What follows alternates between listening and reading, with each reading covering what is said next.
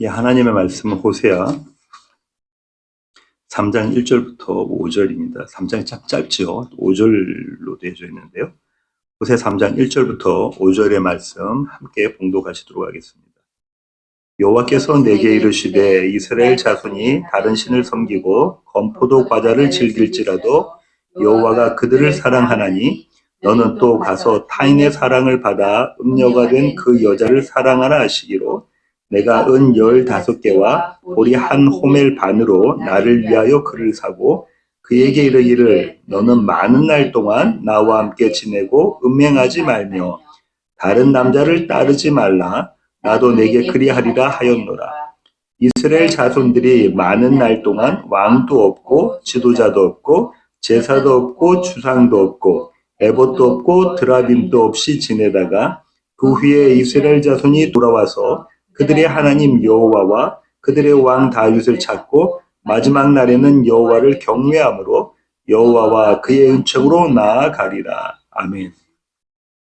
호세아 강의 5번째 시간입니다. 지난주는 연합 예배를 드렸어요. 한 주 우리가 쉬었고요.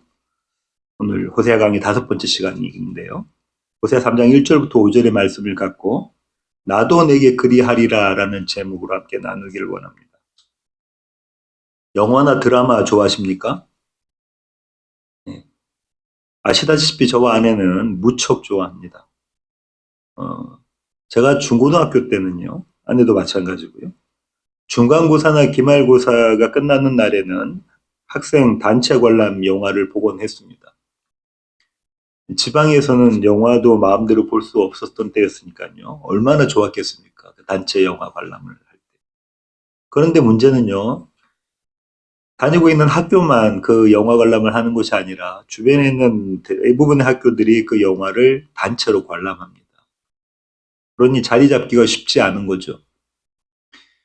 그래서 상연 시간보다 일찍 들어가서 조금 더 일찍 들어가서 기다리다가 영화가 끝나기가 무섭게 자리를 차지하곤 했었습니다. 극장 뒤편에 서서 기다리는 동안 영화의 마지막 장면을 먼저 보게 되죠. 그리고 다시 첫 장면부터 영화를 보게 됩니다. 그러다 보면 이미 결론을 알고 있기 때문에 영화를 보는 내내 시시할 때가 많았습니다. 그런데 어떤 영화는요, 결말을 알기 때문에 오히려 더 사건 하나하나가 더 흥미로웠을 때도 있었던 것 같습니다. 같은 영화를 2번 보시는 분들이 많이 있다고 하는데요. 아마도 이런 재미 때문에 그럴 것 같습니다. 저는 오늘 본문을 그때처럼 결말부터 먼저 보려고 합니다. 호세아 3장의 결말이 5절인데요. 함께 읽으시겠습니다. 그 후에 이스라엘 자손이 돌아와서 그들의 하나님 여호와와 그들의 왕 다윗을 찾고 마지막 날에는 여호와를 경외함으로 여호와와 그의 은총으로 나아가리라. 아주 아름다운 장면이지 않습니까? 전형적인 해피엔딩의 모습입니다. 그런데 사실은요, 이 장면은 이스라엘이 여호와께 항복하는 모습입니다. 항복과 해피엔딩은 어째 어울리지 않는 단어 같습니다. 그렇죠? 오늘 본문에서는 이 부조화스럽잖아요. 이 부조화가 조화가 되는 장면이 오늘 본문입니다. 그 이유가 바로 오늘 설교 제목에 나와 있습니다. 나도 내게 그리하리라. 지금부터 왜 이 부조화가 조화가 되는지, 어떻게 이 항복이 해피엔딩이 되는지 그 이유를 살펴보도록 하겠습니다. 여러분, 항복한다는 것은 무슨 뜻입니까? 내가 가진 모든 소유와 권리를 포기한다는 거죠. 아니, 포기하게 된다는 것입니다. 항복은 내가 가지고 있는 모든 소유와 권리를 내려놓을 수밖에 없는 자리에 서게 된다는 거예요. 그게 항복입니다. 조금 전 저는요, 오늘 본문의 결말이 이스라엘의 항복이라고 말씀드렸습니다. 그러면 이스라엘이 무언가 자기가 가장 소중히 생각하고 있는 가치 있다고 생각하는 그 소유와 권리를 내어놓는다는 거잖아요. 빼앗긴다는 거잖아요. 이스라엘이 갖고 있는 것 중에서 가치 있었던 것이 도대체 무엇이기에 그랬을까? 1절 다시 한번 보시면요. 상반절 제가 한번 읽어보겠습니다. 여호와께서 내게 이르시되 이스라엘 자손이 다른 신을 섬기고 건포도 과자를 즐길지라도. 그들이 지금 갖고 있는 게 뭐라고요? 다른 신들과 건포도 과자입니다. 이스라엘은 여호와 하나님을 광야의 신 정도로만 생각했어요. 왜냐하면 그 40년 광야 생활할 때 그곳에서부터 자기들 구원해낸 신이라고 생각해서 여호와는 광야의 신 이렇게 생각했습니다. 그런데 지금 그들은 어느 자리에 서 있죠? 가나안 땅, 젖과 꿀이 흐르는 땅에 서 있습니다. 이제 더 이상 광야의 신은 그 신 갖고는 부족한 거예요. 그래서 그 가나안 땅에 일찌감치 자리 잡고 있었던 가나안의 신들을 섬기게 됩니다. 풍요를 상징하는, 그들을 부욕해 하는 그 신들을 섬기게 되는 거죠. 그러면서 이스라엘은 한편으로는 여전히 여호와 하나님을 섬겼습니다. 여러 신들을 섬기는 거죠. 무엇 하나 부족하면, 신들을 섬기지 않으면 나의 풍요에 금이 갈까봐, 부족해질까봐 그랬던 거죠. 건포도 과자는요, 풍요의 상징입니다. 대단히 맛있는 과자잖아요. 그리고 귀한 음식입니다. 이 건포도 과자는 어떤 성격을 갖고 있냐면요, 신에게 제물로 바쳐진 거예요. 신에게 제물로 바쳐진 겁니다. 한마디로 말하면 이스라엘은 지금 무엇을 꼭 잡고 있었다는 겁니까? 풍요를 두 손에 움켜쥐고 있었다는 겁니다. 내가 놓지 않아야 될 것은 풍요라는 거예요. 그들에게 풍요는 그들의 전부였습니다. 근데 이것이 그들에게만 그런가요? 우리에게는 그렇지 않습니까? 물질적인 풍요, 잘 먹고 잘 사는 거죠. 지금도 그러고요, 앞으로도 그렇고요. 거의 매일 우리는 이 일을 위해서 살아갑니다. 사회적 풍요는 어떻습니까? 자타로부터 내가 인정받기를 원하잖아요. 괜찮은 사람으로 남고 싶습니다. 그렇죠? 우리는 이 일을 위해서 애를 씁니다. 건강의 풍요는요, 안 아프고 오래 사는 거죠. 우리가 보는 유튜브 내용 중에서 많은 부분이 건강과 관련된 것 아닙니까? 그러면 종교적 풍요는요, 열심으로 얻은 의로 사는 게 종교적 풍요입니다. 의미 있는 삶을 내가 지금 살고 있다는 거죠. 그런데 이 모든 것을 빼앗기는 것이 항복입니다. 우리 눈에 비치기로는 정말 참담한 상태가 이 항복의 상태인 거예요. 우리 모두가 길을 쓰며 원치 않는 것이 이 항복입니다. 그런데도요, 우리는 왜 항복하게 될까요? 이스라엘은 왜 하나님께 항복하게 됐습니까? 도대체 나의 전부를 내어놓는 항복을 하는 이유가 뭘까요?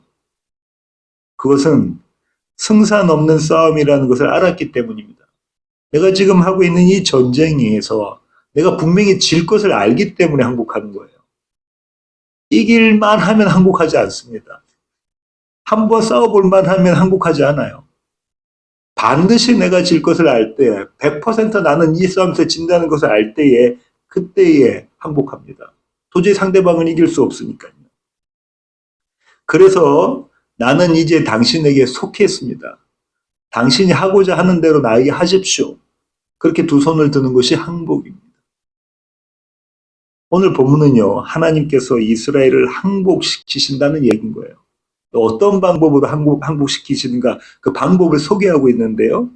1절 중반절입니다. 제가 한번 읽어보겠습니다. 여호와가 그들을 사랑하나니. 여호와가 그들을 사랑하나니. 항복하게 만들어내시는 방식이, 그 방법이, 그 열쇠가 무엇이냐면 사랑이라는 거예요. 여호와의 사랑.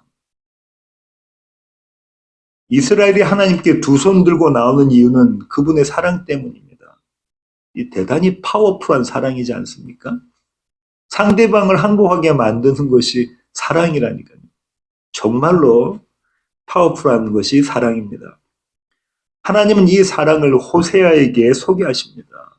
1절 하반절 제가 읽겠습니다. 너는 또 가서 타인의 사랑을 받아 음녀가 된 그 여자를 사랑하라 하시기로. 너는 또 가서, 하나님 호세아에게 또 가라고 말씀하십니다. 또 가라, 또 가라.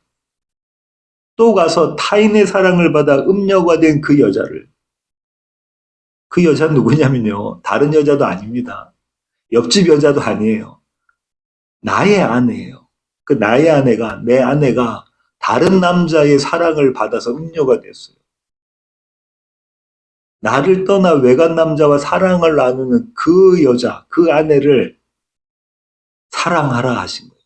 그 여자를 사랑하라. 그냥 데리고 와서 집에 있으라 정도가 아니라 그 여자를 사랑하라라고 하시는 거예요. 도저히 불가능한 사랑, 있을 수 없는 사랑이지 않습니까? 하나님이 그 사랑을 하라고 하시니 호세아는요, 그 사랑을 위해 또 고멜을 향해 떠나갑니다. 하나님이 그런 사랑을 하라고 하시니, 있을 수 없는 사랑, 불가능한 사랑을 하라고 하시니, 이제 호세아는 또 고멜을 향해서 떠나갑니다. 그리고 그는 그녀의 몸값을 지불하고 아내 고멜을 데려옵니다. 2절 함께 읽으시겠습니다. 내가 은 15개와 보리 한 호멜 반으로 나를 위하여 그를 사고.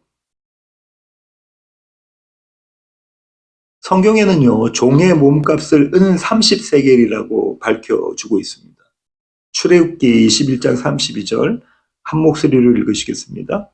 소가 만일 남종이나 여종을 받으면 소 임자가 은 30세겔을 그의 상전에게 줄 것이요 소는 돌로 쳐서 죽일지니라. 그렇죠? 남종이나 여종의 몸값이 얼마라고요? 은 30세겔, 은 30냥이라는 거예요.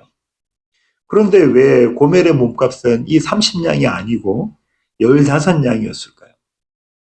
신학자들은 이렇게 말합니다. 그것은요, 종의 몸값보다도 못한 그렇게 비참한 처지에 있는 고멜을 보여주기 위하는 거예요. 종의 몸값이 30냥인데 이제 반값이잖아요. 그 반값이라는 것은 종보다도 여종보다도 못한 고멜의 그 비참한 상태를 보여주는 것이라고 이야기합니다. 또 다른 신학자들은요, 보리 한 호멜 반이 나머지 15냥의 가치가 된다. 그래서 도합 30냥이다. 이렇게 주장하기도 해요. 모두 가능한 주장이고요. 둘 중에 어떤 것을 선택할 필요는 없을 것 같습니다. 여기서 우리 한번 상상을 해보죠. 집 나간 아내, 다른 사내의 품에 안긴 아내를 데리러 가는 호세아입니다. 북이스라엘은 그리 크지 않아요. 이스라엘 전체가 크지 않은 나라인데요. 북이스라엘은 정말 작은 나라이죠. 그런 나라에서 호세아가 고멜을 향해서 걸음을 떼고 집을 나갔습니다. 이 걸음을 감출 수가 있을까요? 이웃 사람들에게 이 모습을 숨길 수가 있을까요? 주변 이웃들이 호세아를 보면 어떻게 반응했겠습니까? 쓸데없는 짓 하고 있다. 가치 없는 짓을 또 하고 있다. 하고 호세아를 말리지 않았겠습니까? 호세아를 붙잡지 않았겠어요? 너 지금 가는 것도 쓸데없는 짓이야. 가지 마라고 하지 않았겠어요? 어쩌면 이 배알도 없는 놈, 우리 모두를 욕되게 만드는 놈, 그러면서 호세아를 비난하지 않았겠습니까? 아마도 그든 그랬을 거예요. 호세아를 붙잡거나 아니면 호세아를 비난했을 거라고요. 그런데요, 그 이웃들의 만류와 비난이 틀린 건가요? 무엇이 잘못되었습니까? 호세아 안의 고멜은 그럴 가치가 있는 여자인가요? 호세아가 또 가서 몸값을 치르고 데리고 올 만한 가치가 있는 여자입니까? 아닙니다. 몸값을 치르고 다시 데려올 가치가 조금도 1도 없는 여자가 고멜입니다. 그 고멜이 이스라엘이라고 오늘 호세아에서는 밝혀주고 있고요. 또 그 고멜이 바로 저와 여러분 우리라고 보여주고 있습니다. 그러나 하나님은 호세아에게 말씀하십니다. 이웃들이 호세아를 만류하고 호세아를 비난하는 것이 지극히 상식적임에도 불구하고 하나님은 다른 정반대의 말씀을 하고 계시는 거예요. 호세아에게. 그렇게 주문하고 계시는 거예요. 뭐라고요? 너는 가서 그녀를 사랑하라. 사랑할 수 없는 여인을 사랑해. 있을 수 없는 사랑, 불가능한 사랑, 도저히 용납할 수 없는 그 사랑을 너는 해. 이렇게 말씀하고 계시는 거예요. 하나님의 이 끔찍하고도 기가 막힌 사랑은요, 한마디로 미친 사랑입니다. 미친 사랑. 미치지 않고는 할 수 없는 사랑이라는 거예요. 바울 사도는요, 이 미친 사랑을 이렇게 기록합니다. 로마서 5장 6절부터 10절의 말씀 한 목소리로 읽으시겠습니다. 우리가 아직 연약할 때에 기약대로 그리스도께서 경건하지 않은 자를 위하여 죽으셨도다. 의인을 위하여 죽는 자가 쉽지 않고 선인을 위하여 용감히 죽는 자가 혹 있거니와 우리가 아직 죄인 되었을 때에 그리스도께서 우리를 위하여 죽으심으로 하나님께서 우리에 대한 자기의 사랑을 확증하셨느니라. 그러면 이제 우리가 그의 피로 말미암아 의롭다 하심을 받았으니 더욱 그로 말미암아 진노하심에서 구원을 받을 것이니 곧 우리가 원수 되었을 때에 그의 아들의 죽으심으로 말미암아 하나님과 화목하게 되었은즉 화목하게 된 자로서는 더욱 그의 살아나심으로 말미암아 구원을 받을 것이니라. 바울 사도가 이렇게 이야기해요. 우리가 아직 연약할 때에, 우리가 아직 죄인 되었을 때에, 곧 우리가 원수 되었을 때에, 하나님과 원수 되었을 때에 그리스도께서 우리를 위하여 죽으심으로 하나님께서 우리에 대한 자기의 사랑을 확증하셨느니라. 하나님께서 자기에 대한 사랑을 확증하셨다. 우리가 아직 연약할 때에, 우리가 아직 죄인 되었을 때에, 우리가 하나님과 원수 되었을 그때에 당신의 아들을 우리를 위해서 죽음에 내어주심으로. 이 미친 사랑이 하나님의 사랑입니다. 하나님의 사랑은 미친 사랑이에요. 그렇게 몸값을 치르고 부정한 아내를 집으로 데리고 온 호세아는요, 고멜에게 이렇게 말합니다. 3절입니다. 함께 읽으시겠습니다. 그에게 이르기를 너는 많은 날 동안 나와 함께 지내고 음행하지 말며 다른 남자를 따르지 말라. 나도 내게 그리하리라 하였노라. 3절을 읽고 이렇게 생각하실 수도 있어요. 아주 무뚝뚝하고 성의 없이 그저 내뱉는 소리같이 들린다. 하나님 하라고 하셨으니까 호세아가 몸값을 치르고 고멜을 자기 집에 데리고 옵니다. 그 옆에 앉혀놓고 무뚝뚝하고 성의 없이 이렇게 해, 이렇게 이야기할 수도 있겠죠. 또 어쩌면요, 화가 나서, 매우 화가 나서 윽박지르면서 이런 얘기를 할 수도 있었을 것 같습니다. 이 구절은요, 한마디로 앞으로 잘해라. 그러면 나도 잘할게. 너 앞으로 똑바로 해. 그럼 나도 너에게 똑바로 할게. 나도 내게 그리하리라. 마치 고멜의 행동을 전제로 자신이 행동할 것이라고 말하는 것 같습니다. 그죠? 이런 분위기라면, 이렇게 생각한다면, 이렇게 해석한다면 호세아 이 얘기는 무뚝뚝하고 성의 없고 그저 내뱉는 것 같은 목소리, 아니면 화가 나서 윽박지르는 것 같은 소리로 들립니다. 그런데 정말 그럴까요? 여기서 우리가 잠시 멈춰 좀 더 깊게 한번 생각해 보자고요. 조건절은 이런 겁니다. 고멜이 호세아를 사랑한다면 호세아도 고멜을 사랑하겠다. 역으로 보면 이런 거죠. 만약 고멜이 호세아를 사랑하지 않는다면 호세아도 고멜을 사랑하지 않겠다. 이게 조건절이에요. 만약 이 구절을 고멜의 정숙과 사랑을 전제하는 조건절이라고 본다면요. 이렇게 조건절이라고 본다면 애시당초 호세아는 고멜을 데리고 올 필요가 없습니다. 처음부터 고멜을 데리러 올 필요가 없어요. 몸값을 지불하면서 고멜을 자기 집으로 데리고 올 필요가 없다는 얘기예요. 왜냐하면 고멜의 다음 행동이 뻔하기 때문에 그렇습니다. 그렇죠? 이것이 만약에 조건절이라면 그럴 필요가 없는 것이 고멜의 그 다음 행동이 뻔하기 때문에 그래요. 왜 여기에 이 형편없는 자리에 나를 데리고 왔냐고 그렇게 따지면서 고멜이 다시 다른 남자를 찾아 나갈 것이 뻔하다고요. 우리는 광야에서 이렇게 불평하던 이스라엘을 똑똑히 보았습니다. 그렇죠? 애굽 땅에서 출애굽시킨 구원해 내신 하나님께 왜 이 자리에 나를 데려왔냐고, 우리를 데려왔냐고, 이렇게 못 살게 해구시냐고, 나는 그 자리가 더 좋았다고 이야기하는 이스라엘을 우리의 눈으로 똑똑히 봤다고요. 고멜이 그럴 거란 말입니다. 이곳이 만약에 조건절이라면. 그럼 애시당초 그럴 필요가 없어요.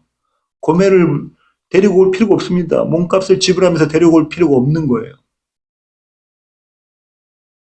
그래서 이 구절은요, 고멜의 행동을 전제로 한 조건절이 될 수가 없는 겁니다. 오히려 이 구절은요, 호세아의, 다시 말해서 여호와 하나님의 강한 의지가 담긴 약속입니다. 너는 너 스스로 나를 사랑할 수가 없어. 그러나 그런 너를 나를 사랑하는 자로 만들어내겠다. 내가 반드시 그렇게 해내고야 말겠다. 이런 하나님의 강한 의지가 담긴 약속이시라고요. 선언이시라는 겁니다. 주님 지금 이렇게 말씀하고 계시는 겁니다. 내가 왜 은 15양과 보리 한 호멜 반 종의 몸값을 치르면서 너를 나의 집으로 데리고 온 줄 아니? 나도 내게 그리하리라를 성취하려고 한 거야. 이게 어떤 의미냐면요. 나도 내게 그리하리라라는 것은요. 고멜을 어떤 자로 먼저 만들어내시겠다는 거예요. 나를 사랑하는 자로, 여호와 하나님을 사랑하는 자로, 하나님만을 바라보는 자로 만들어내겠다. 늘 내 곁에 있는 자로 만들어내겠다라는 의지가 담겨져 있는 거예요. 나도 내게 그리하리라. 이 정말 대단한 사랑 아닙니까? 여기서 우리는 이런 질문을 갖게 됩니다. 그렇다면 이 형편없는 고멜을 어떻게 남편만을 사랑하는 자로 만들어내시겠다는 건가? 시간만 나면, 짬만 나면, 조금만 마음에 들지 않으면 남편을 버리고 외간 남자를 찾아가는 이 고멜을 어떻게 남편 호세아만 바라보는 그런 정숙한 여인, 그런 구별된 여인, 거룩한 여인으로 만들어내시겠냐는 겁니다. 우리는 이미 이 질문에 대해서 답을 살펴보았었습니다. 그렇죠? 그 답이 2장 1절부터 15절에 있는 내용입니다. 무엇이었냐면 이스라엘에 대한 하나님의 논쟁이었죠. 이스라엘을 그런 자로 만들어내시는 하나님의 논쟁이셨단 말이에요. 하나님의 열심이셨단 말이죠. 이 논쟁을 한 줄로 요약한 것이 바로 오늘 본문의 4절입니다. 4절 함께 읽으시겠습니다. 이스라엘 자손들이 많은 날 동안 왕도 없고 지도자도 없고 제사도 없고 주상도 없고 에봇도 없고 드라빔도 없이 지내다가 4절이 무슨 뜻입니까? 네가 믿고 의지하던 모든 것들을 다 내게서 빼앗아 버리겠다라는 거예요. 그죠? 고멜아, 네가 의지하고 있던 모든 것 내가 너에게서 빼앗아 내겠다. 이스라엘아, 네가 붙잡고 있던, 네 손에 움켜쥐고 있던 모든 것 그거 다 내가 너에게서 빼앗아 내겠다. 너희의 풍요가 무너지고 사라지는 자리로 내가 너를 밀어붙이겠다. 무엇 하나 믿고 의지할 수 없는 자리, 그 자리에 너를 세우겠다. 반드시 내가 그렇게 하겠다라는 거예요. 그러면 그 자리가 어딥니까?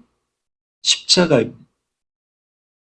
나의 불가능함이 고발된 자리, 은 30냥의 종의 몸값이 치러진 자리, 하나님께서 음녀를 위해 값을 치르신 자리, 십자가가 그 자리입니다. 그 십자가 아래에 서면 우리는 이런 질문을 갖게 됩니다.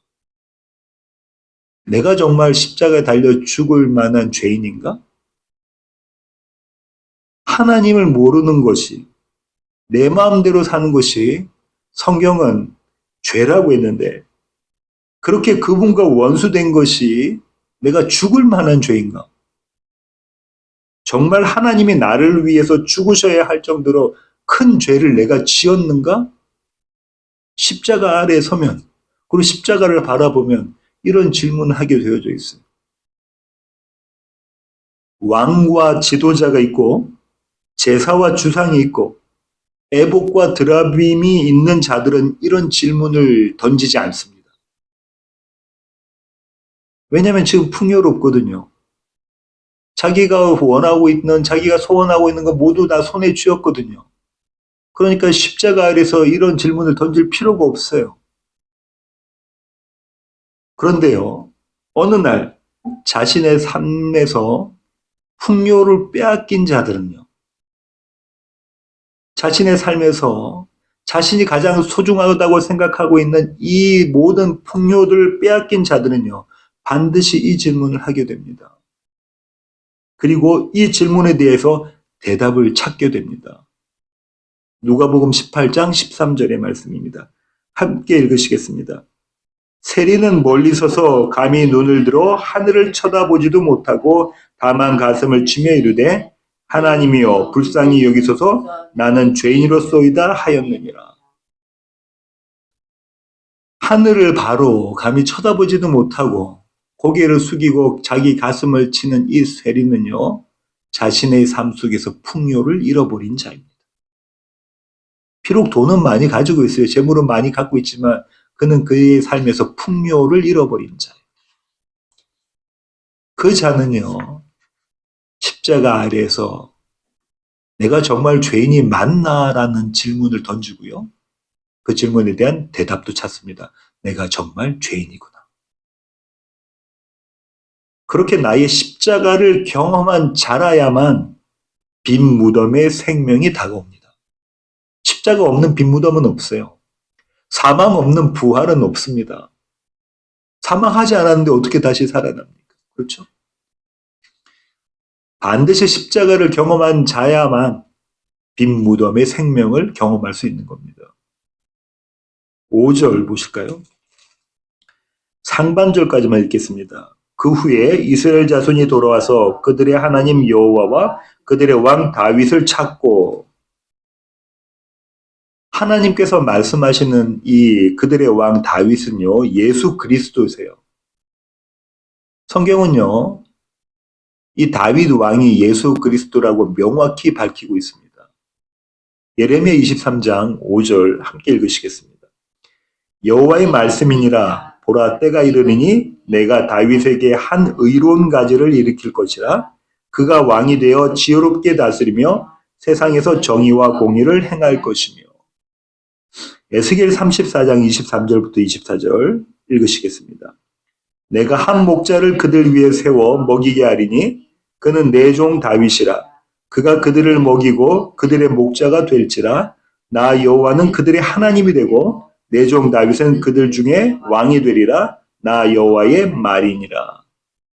예수 그리스도를 통해서 복음이 성취된다는 거예요. 하나님은 우리의 하나님이 되시고 우리는 그분의 백성이 되는 것, 그분의 자녀가 되는 것. 누구를 통해서요? 이 다윗 왕 예수 그리스도를 통해서. 이 하나님과 예수 그리스도를 찾은 자들의 고백이 어떻게 되냐면요. 이겁니다. 나의 구원은 하나님께서. 그리스도 예수가 나의 구원자셔. 나의 생명이셔. 나의 주인이셔. 조금 더 살펴볼까요? 5절 하반절입니다. 함께 읽으시겠습니다. 마지막 날에는 여호와를 경외함으로 여호와와 그의 은총으로 나아가리라. 마지막 날에는, 그들의 마지막 날에는요. 다시 말해서 이건 무슨 말이냐면 그들의 결말에는 여호와를 경외함으로 여호와 그의 은총으로 나아가리라. 이렇게 고백하는 거예요. 하나님이 이렇게 만들어내시겠다는 거예요. 그들을, 이스라엘을, 저와 여러분을. 음녀 같은 고매를 그렇게 만들어내시겠다는 거예요. 언제요? 마지막 날에는. 이게 결말이라는 거예요. 하나님께 항복하는 이스라엘의 모습이 이 모습입니다. 그렇죠? 그런데 그들의 항복에는 슬프고 억울한 모습이 조금도 보이지가 않는 것 같아요. 그렇지 않습니까? 5절의 결말을 읽어보시면 이스라엘, 하나님께 돌아온, 정확히는 하나님께 붙잡혀온 그들의 얼굴에서, 그들의 하나님께 항복하고 있는 그들의 얼굴에서 조금도 슬프거나 억울한 모습이 보이지 않아요.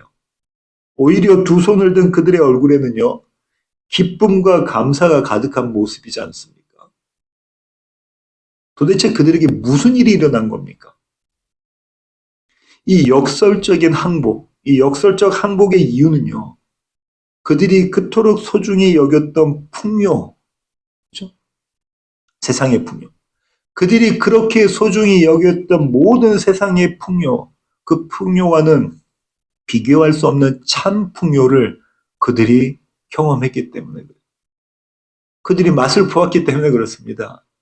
그들이 소유했기 때문에 그래요. 참 풍요가 생명이신 예수 그리스도이라는 거 그들이 알았다는 거예요. 참 생명이 예수 그리스도라는 것을 그들이 알았다는 거예요.